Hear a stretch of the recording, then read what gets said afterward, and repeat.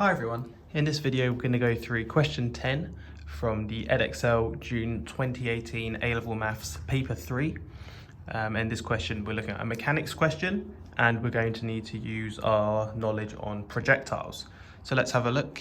We're told that a boy throws a ball at a target. At the instant when the ball leaves the boy's hand at the point A, the ball is 2 meters above horizontal ground and is moving with speed u at an angle of alpha above the horizontal. In the subsequent motion, the highest point reached by the ball is 3 meters above the ground. So straight away, when you see the highest point reached by the ball is 3 meters above the ground, we can think that the velocity at that point in the vertical direction is equal to 0. So that could be useful. The target is modelled as being the point T as shown in figure 4. And the model is modelled as a particle moving freely under gravity. So using the model, we want to show that u squared is equal to 2g over sine squared alpha. So how can we do that? So let's think about what components and what directions we might want to look at. So maybe we could use the fact that here v is equal to 0. So let's look at the vertical part, and we know it's got constant acceleration, so we can use suvat, where we're going to go from here to here in the vertical direction. So we know our displacement must be 1. We know that our initial velocity is u sine alpha, so you should always think about this is u, then this is u cos alpha, this is u sine alpha. This is capital U sine alpha. V, we've just said, equals 0 at this point, and the acceleration is going to be negative g, if we're taking upwards to be positive. So we can just use our suvat equation, v squared equals u squared plus 2as, and that means that 0 equals u squared sine squared alpha, take away 2g. And if you rearrange, we'll get exactly what we want. U squared equals 2g over sine squared alpha. So that's the first part. Now for part B, we want to find the value of alpha. So let's write down our horizontal velocity equation. We might need that.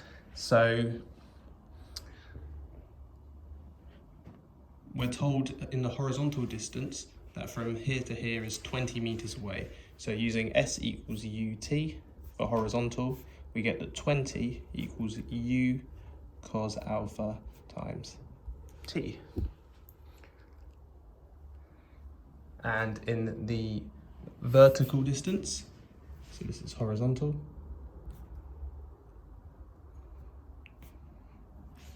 and in the vertical distance, we're going to use S equals ut plus a half at squared.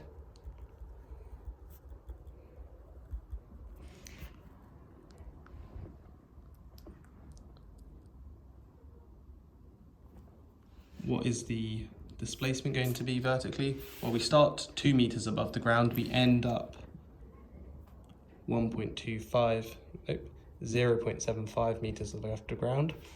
So the distance we travel must be negative 5/4 meters, the 1.25 meters. And what does this equal? Equals ut sine alpha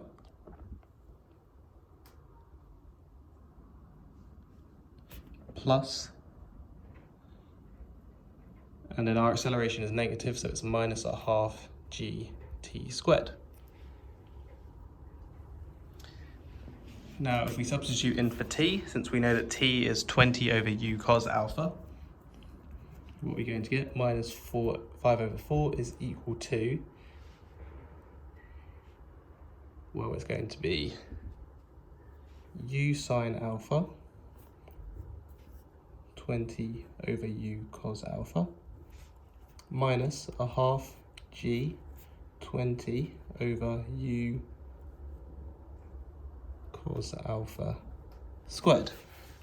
This is just subbing in for t here. So now we've got an equation just involving alpha. And since we know what u squared is as well, we know that sine squared, 2g over sine squared. So let's tidy this up a bit first. So minus 5 over 4, this u cancels with this u. So we've got times 20 equals 20 tan alpha, because sine over cos equals tan, minus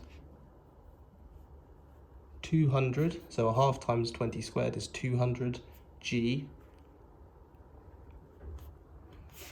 over u squared times cos squared alpha. But we know that u squared is equal to 2g over sine squared alpha. So if we sub that in here, I'll go to a new bit of paper.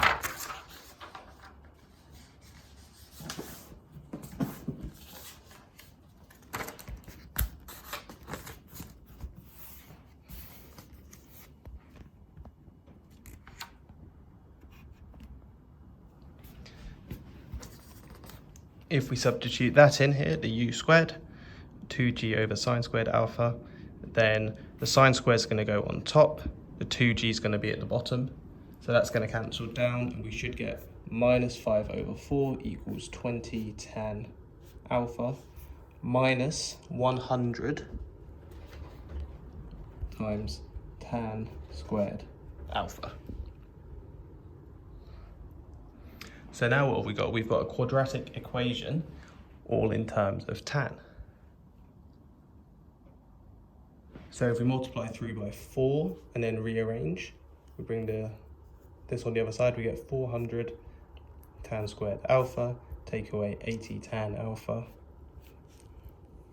take away 5 equals 0. And this should factorize into 4 tan alpha minus 1, 100 tan alpha plus 5 equals 0. So what do we get? We get two different answers. So either tan alpha is equal to 1/4 or tan alpha is equal to minus 5 over 100. But we know that alpha has to be positive. So if we consider the first one, inverse tan of 1 over 4,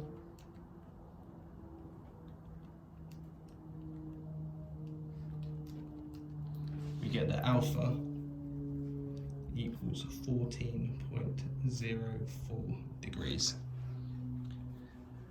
And if we quickly check the other one, inverse tan of minus 5 over 100, we get that alpha is negative 2.86 degrees. And that's not what we want. It needs to be positive. So alpha is 14.04.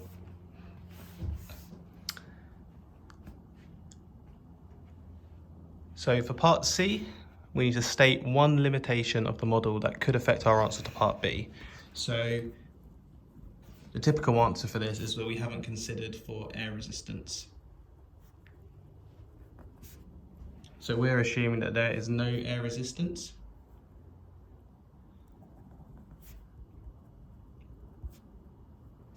So air resistance would affect the motion of the object. And that's what we haven't considered for in this particular equation. So the last part, find the time taken for the ball to travel from A to T. So how can we do this? Well, since we know what alpha is, we've just worked that out. We could work out from our original equation, u squared equals 2g over sine squared alpha. We can plug in our value of alpha and we could get the value of u. So if we do that, we get that u must be the square root of 2 times 9.8 divided by sine of 14.04 all squared.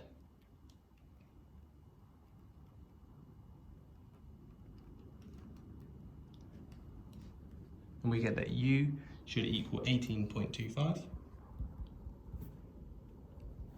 And now what can we use? We can use our horizontal motion, S equals ut, where we wrote down before 20 equals u times t times cos alpha.